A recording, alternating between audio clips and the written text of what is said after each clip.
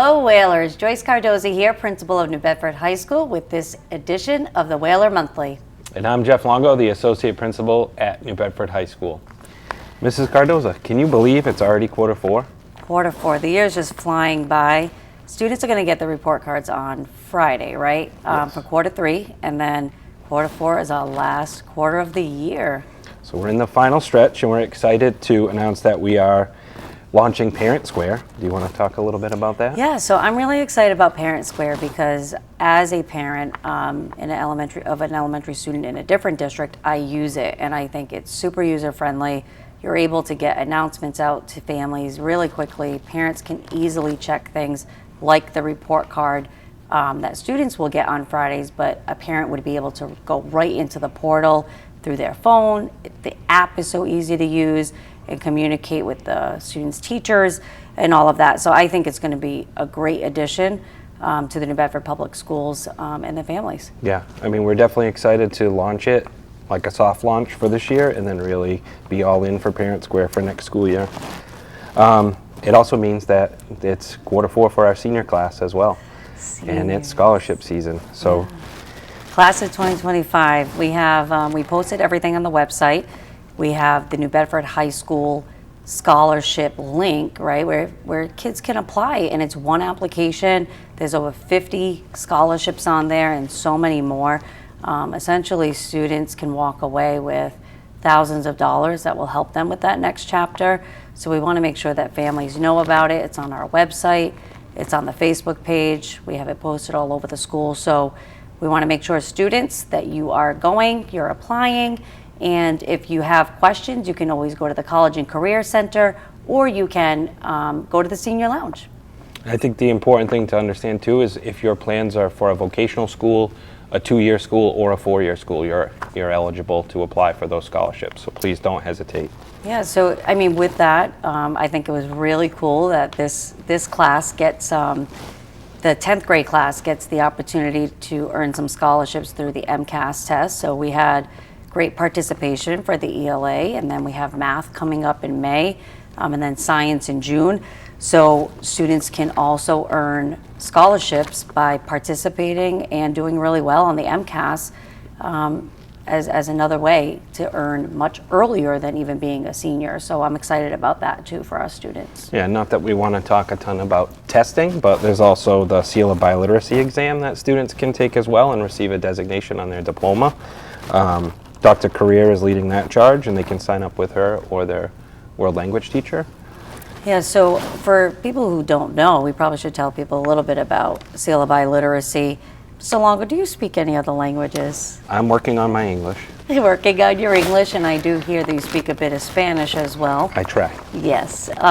So I think it's just really awesome when students are biliterate in general. The kids get many more opportunities.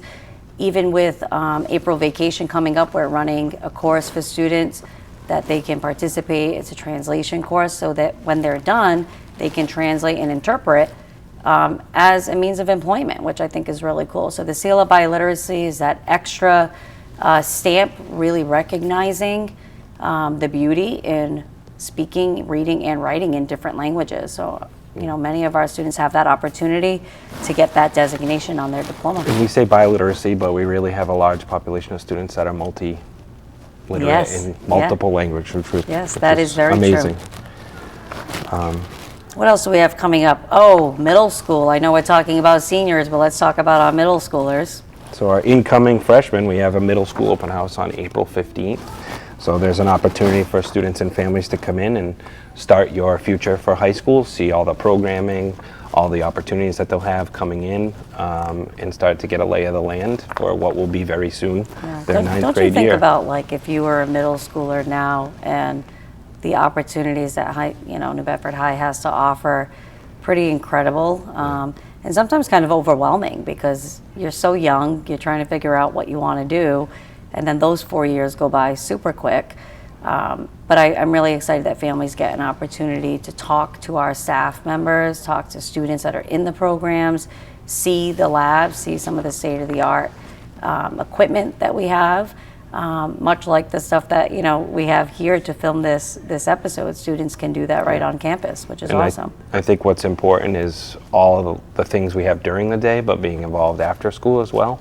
And seeing all the extracurriculars that students can participate, because we know that the more involved students are, the more successful they're going to be academically. Yeah, we've had a lot of families ask about the different pathways, and I think a lot of families know about like advanced placement courses, but things like IB or you know, the Academy of Honors track that leads to the AP Capstone Diploma or early college are not as, you know, families are not as familiar with them. So they also get the opportunity to ask all kinds of questions about that, so they can really make an informed decision, regardless of what, you know, their child might think they want to do. So don't forget about all our NAF academies and our CVTE programming that students have the opportunity to participate in, and then hopefully land some, you know, good internships and stuff. And what's awesome is at this graduation, we'll be able to recognize the kids that are graduating from the vocational programs in carpentry and plumbing.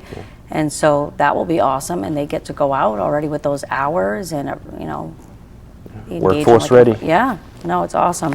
How about athletics? What do we have going on there? Because I know that's your jam, so talk to us. Spring sports are in full kicking in.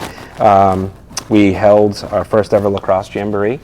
Every spring team right now has a win. So, you know, between lacrosse, volleyball, track and field, baseball, softball, encourage people to get out to the fields, get to the gym, support our student athletes all spring. Hopefully less rain. Yeah, and, I know, right? Less damp fields, but that's why it's nice having the turf as well. But we're also fortunate to have Mr. Tarpey, our athletic director, who was named Athletic Director of the Year in Massachusetts. So I know they celebrated him, and we celebrate him all the time, especially on those rainy days when he's got to make those phone calls to cancel buses and reschedule. And do all those things that he does. Yeah, no, I mean, this year, every year we have some highlights, but this year it feels like our student athletes are really just going the extra mile, you know, and really just making us proud and representing the school, but also breaking records and really getting out there. So it's been awesome to see that. We have some other things coming up on the calendar, and I was wondering, have you ever been surfing? I think my surfing days are over, but it's exciting to see our students learning how to surf. Yeah, talk about Gnome Surf a little bit. So Gnome Surf is this amazing program that works with our students. They come in, they work with a lot of our students in our TR programming that may have some physical limitations, and they adapt so that way they can have the experience and get in. First they do a dry land run, they get on the surfboard, and then they're in the pool currently for the next few weeks.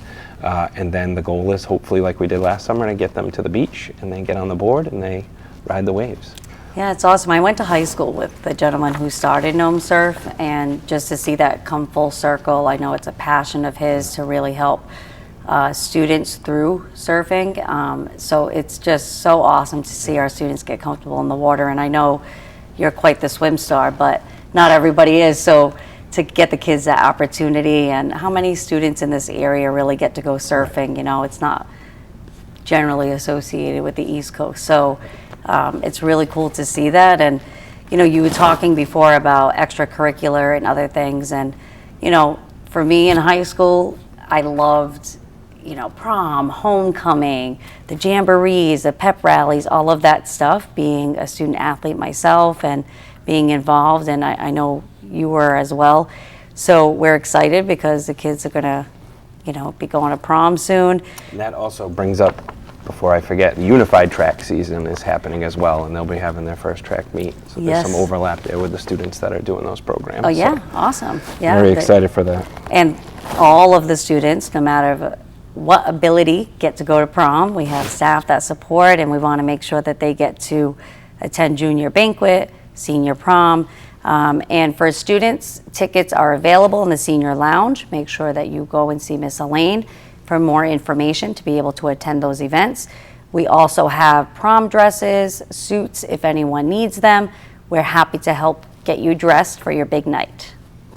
And we're excited to say that both events will be at Venus de Milo. So Venus de Milo is back up, and we will hold on to that tradition of having those events there. Yeah, So, it's awesome. I got to attend some events there. We went last Easter. We've gone to a couple of, character breakfasts because I have a little one, and they've done a fabulous job updating, the restaurant, and their staff is really ready to make the nights memorable for students. So we're excited to see that happen for our kids. so speaking of food and events, so food is a huge part of culture, right? And so in May, we'll be hosting our annual cultural event where we welcome in families from the community, even if you don't have a student. Put all the different work of our students on display.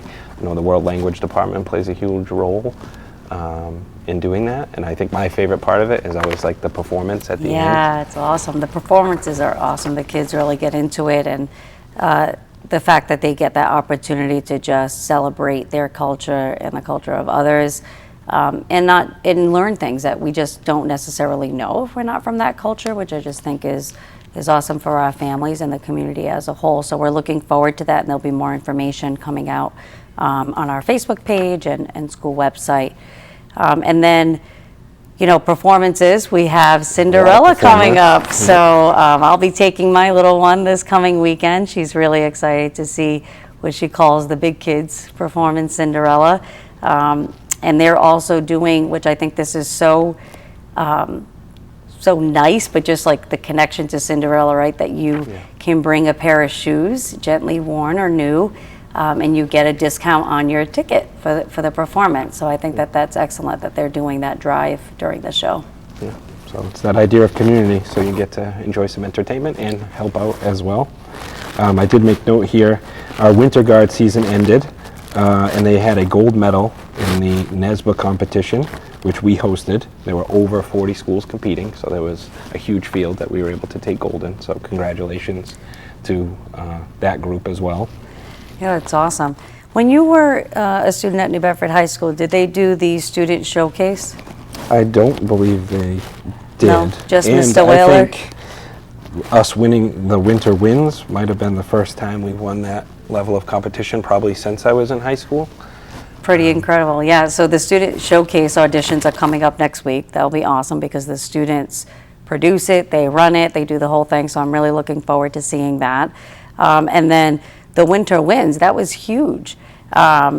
Since, it was like the early 2000s, and they took the championship home. I was talking to some of the students yesterday, and they were just saying that, as they listened to third place, second place, it was like this excitement that just came over them that they had won, and really how much their hard work had paid off. So I was really, really excited for them. It was awesome. Like anytime during the week or on the weekend, they're there working, right? The amount of hours that they dedicate to do that. So it's nice to see that come to fruition for them. Yeah, no, it's incredible. I think we've just made so much growth in the last year and a half in the school, and really grown so many of our programs. Having, that positive youth development coordinator really helps us elevate the information. Like, how many students now tell us, I didn't know that we had that, right? And they're getting connected, beyond the classroom, which is just awesome. And I think we just have a lot to celebrate there. So anything else, Mr. Longo, that you want to share on this monthly? I think that takes us through about April, and I'm sure we'll have much more to share in May. Yeah, we'll be back in May, and only one quarter left, and every day counts. So we want to see you in school every day. Thank you for supporting our Whaler family, and we'll see you next time.